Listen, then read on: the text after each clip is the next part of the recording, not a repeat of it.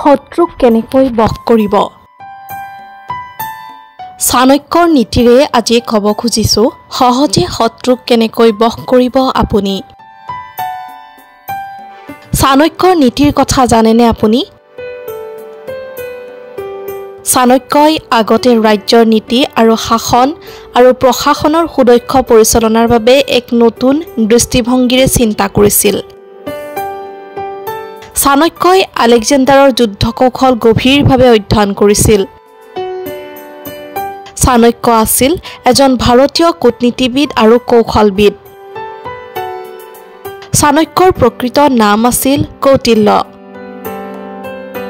চাণক্যৰ নীতি, চিন্তা, বুদ্ধিমত্তা, কূটনীতি আৰু পৰিকল্পনা শক্তি আজিও মানুহে জানিব বিচাৰে।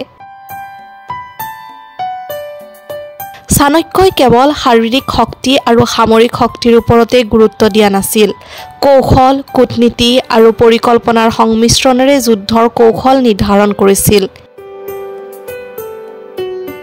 এই কাৰণেই আজি মানুহে চাণক্যৰ নীতি আৰু চিন্তাধাৰা অধ্যয়ন কৰি তাৰ পৰা পথ প্ৰদৰ্শন লয়।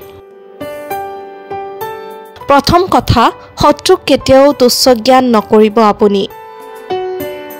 আপুনি কেতিয়াও আপোনাৰ শত্ৰুক সহজভাৱে লোৱা উচিত নহয় আৰু তেওঁক দুৰ্বল বুলি ভবাটো উচিত নহয়। আপুনি আপোনাৰ শত্ৰুৰ বিষয়ে প্ৰতিটো কথা, শক্তি আৰু দুৰ্বলতাৰ বিষয়ে জনা উচিত, যাতে তেওঁক সহজে পৰাস্ত কৰিব পৰা যায়। শত্ৰুৰ প্ৰতিটো গতিবিধিৰ ওপৰত চকু ৰাখক। শত্ৰুৰ কাম-কাজ কেতিয়াও আওকাণ নকৰিব আৰু শত্ৰুৰ ওপৰত সদায় চকু ৰাখিব। বুদ্ধিমত্তাৰে শত্ৰুক পৰাস্ত কৰক। যদি আপোনাৰ শত্ৰু শক্তিশালী আৰু আপুনি এই কথা জানে, তেন্তে আপুনি তেওঁক বুদ্ধিমত্তাৰে পৰাস্ত কৰা উচিত। যদি শত্ৰু আপোনাৰ তুলনাত অধিক শক্তিশালী, তেন্তে কিছু সময়ৰ বাবে প্ৰস্তুতি চলোৱাৰ পিছত তেওঁক প্ৰত্যুত্তৰ দিয়াটো উচিত। সঠিক সময়ৰ বাবে অপেক্ষা কৰক। চাণক্যৰ মতে শত্ৰুৰ দুৰ্বলতাৰ সুযোগ সঠিক সময়ত ল'ব লাগে। যুদ্ধৰ আগতে ধৈৰ্য থাকিব লাগিব।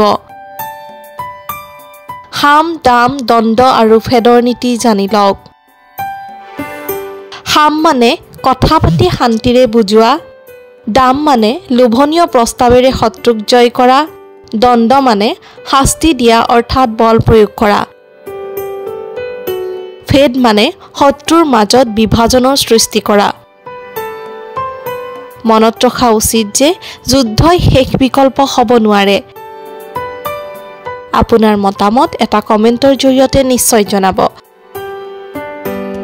লগতে চেনেলটো যদি চাই আছে ইউটিউবত, তেতিয়াহ'লে ছাবস্ক্ৰাইব কৰিব আৰু ফেচবুকত যদি আপুনি চাই আছে, তেতিয়াহ'লে ফেচবুক পেজটি ফ'ল' কৰিবলৈ নাপাহৰিব।